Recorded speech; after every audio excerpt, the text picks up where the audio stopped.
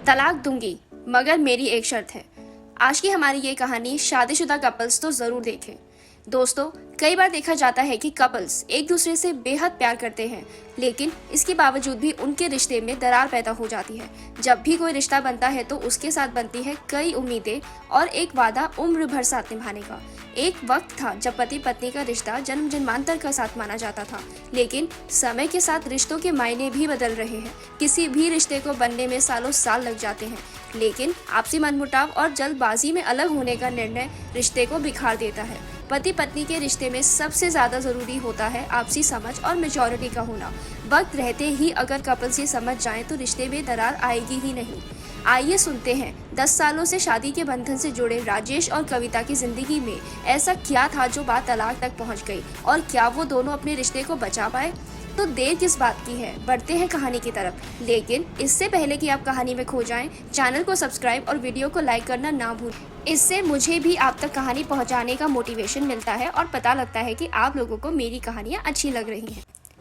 जब मैं रात को घर पहुंचा तो मेरी बीवी ने खाना लगाया। मैंने उसका हाथ अपने हाथ में लिया और कहा, मुझे तुमसे कुछ ज़रूरी बात करनी है। वो शांत बैठकर खाना खा रही थी।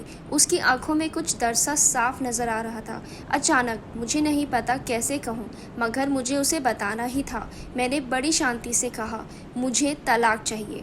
लगा जैसे उसे मेरे शब्दों से कुछ फ़र्क ही नहीं पड़ा। थोड़ी देर में उसने मुझसे पूछा, तलाक क्यों चाहिए? तो मैंने उसके सवाल को अनसुना किया। तो इस बात से उसे बहुत गुस्सा आया और उसने चम्मच उठाकर जोर से फेंका और चिल्लाई, तुम इंसान नहीं हो। उस रात हम दोनों ने एक दूसरे से बात ही नहीं की। वो रो रही थी। मुझे पता था वो जानना चाहती है कि आखिर ऐसा क्या हुआ और क्यों हुआ जो हमारा रिश्ता टूटने की कगार पर आ गया। पर मेरे लिए उसके सवालों का जवाब देना नामुमकिन था। मैं अब किसी और से प्यार करने लगा हूँ जिसका नाम स्वरा है। अब मुझे कविता से प्यार नहीं रहा। मैंने तलाक के पेपर्स तैयार किए। उसमें लिखा था कि वह पूरा घर, कार, कंपनी की 30% शेयर ले सकती है इस तलाक के बदले में। लेकिन उसने उन पेपर्स को देखा और टुकड़े टुकड़े कर दिए। वो औरत जिसने मेरे जीवन के 10 साल बिताए थे वो आज मेरे लिए अनजान हो चुकी थी। मगर मैं क्या करूं, जो हो चुका है मैं उसे बदल नहीं सकता, क्योंकि मैं अब स्वरा से अपनी पत्नी कविता से ज़्यादा प्यार करने लगा हूं। आखिर उसके सब्र का बांध टूट गया और वो फूट फूट कर मेरे सामने रोने लगी। मेरे लिए उसका रोना उसकी रिहाई जैसा था। तलाक की ये बात जो मुझे कई दिनों से परेशान कर रही थी अब बिल्कुल साफ हो चुकी थी। अगले दिन मैं काफ़ी लेट आया। मैंने सामने देखा कि वो टेबल पर बैठकर कुछ लिख रही थी। मैं सीधे ऊपर कमरे में जाकर सो गया, क्योंकि स्वरा के साथ कई जगह घूमने के बाद मैं काफ़ी थक गया था। सुबह उठ के उसने तलाक की शर्तें बताई। वो मुझसे कुछ भी लेना नहीं चाहती थी।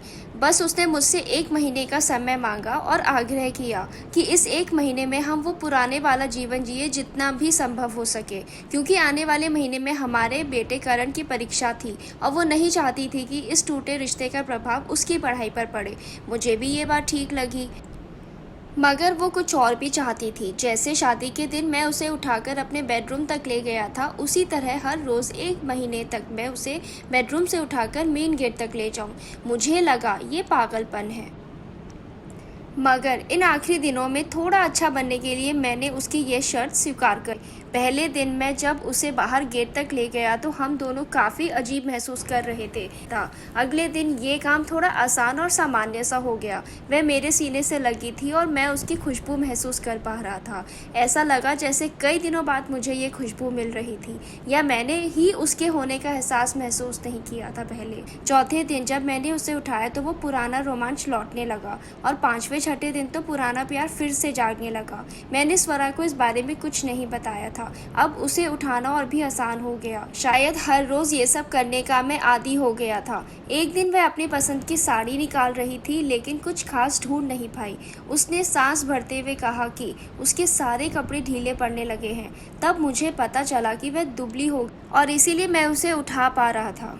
मेरे दिल को एक झटका सा लगा। उसने अपने दिल में काफ़ी सारा दर्द छुपा रखा था। कविता ने बेटे करण को बुलाया और ज़ोर से उसे गले लगाया। मैंने अपनी पत्नी को रोज़ की तरह उठाया और बेडरूम से ड्राइंग रूम होते हुए बाहर गेट तक लेके आया। उसने प्यार से अपने दोनों हाथ मेरे गर्दन के आसपास रख दिए।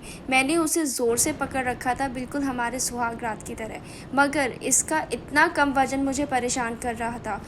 मैं अपनी कार से ऑफिस के लिए निकला, लेकिन पहले स्वरा के घर गया। मैं ऊपर गया। स्वरा ने दरवाज़ा खोला। मैंने उससे कहा, सॉरी प्रिया, अब मैं अपनी कविता से तलाक नहीं लेना चाहता। उसने मुझे देखा और मेरे सर पर हाथ फेरते हुए कहा, तुम्हें कहीं बुखार तो नहीं हो गया है?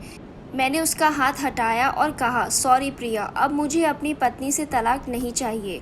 हमारी शादीशुदा ज़िंदगी शायद हम दोनों के ध्यान ना देने की वजह से बोरिंग हो गई थी, लेकिन इसका ये मतलब कतई नहीं है कि हम दोनों एक दूसरे से प्यार नहीं करते। अब मुझे एहसास हुआ है कि जिस दिन मैं उसे शादी करके घर लाया था, उस दिन से जीवन के आखिरी दिन तक उसने मेरा साथ निभाया है और मुझे भी अब उसका साथ निभाना है। प्रिया के तो होश उड़ गए। उसने मेरे गाल पर एक जोरदार चाटा जड़ दिया। वह रोने लगी और दरवाज़ा अंदर से बंद कर लिया। मैं सीढ़ियों से नीचे उतरा और आकर अपनी कार में बैठ गया और आगे एक फूल वाले की दुकान पर रुका और अपनी प्यारी पत्नी के लिए गुलदस्ता लिया। दुकानदार ने पूछा कि इस पर क्या लिखना है। मैंने मुस्कुराते हुए कहा कि मैं तुम्हें जीवन के आखिरी दिन तक यूं ही उठाता रहूँगा, मेरी अर्धांगिनी। उस शाम जब मैं घर आया, हाथों में गुलदस्ता लिए, मेरे चेहरे पे एक मुस्कुराहट थी। मैं ऊपर अपने कमरे की तरफ भागकर गया, लेकिन जब तक वह मुझे छोड़कर इस दुनिया से जा चुकी थी, और वो भी हमेशा के लिए। वो कई महीनों से कैंसर से लड़ रही थी, लेकिन मैं स्वरा में इतना खोया हुआ था कि कभी ध्यान ही नहीं दिया। उसे पता था वह जल्दी मुझे छोड़कर जाने वाली है, इसलिए वह मेरे बेटे करण के साथ मेरे रिश्ते को टूटने से बचाना चाहती थी और मैं नीच उससे तलाक लेना चाहता था। लेकिन फिर भी उसने मुझे अपने बच्चे की नज़र में एक प्यारा पति और जिम्मेदार पिता बना दिया था। जीवन की छोटी छोटी बातें रिश्तों में बहुत महत्व रखती है। बड़ी गाड़ी, बड़ा घर, बैंक बैलेंस, ये खुशियों का हिस्सा ज़रूर बन सकते हैं, मगर अपने के बिना इसकी कोई कीमत नहीं है। तो दोस्तों, यही थी मेरी आज की कहानी, जिसके ज़रिए मैं आपके साथ ये शेयर करना चाहती थी कि वो छोटी छोटी चीज़ें ही होती हैं जो हमारी ज़िंदगी को बहुत बड़ा बना देती हैं। अगर मेरी ये कहानी पसंद आई हो तो लाइक और शेयर ज़रूर करें। मेरे चैनल पर पहली बार आए हैं तो सब्सक्राइब करना भी ना भूलें। Thank you.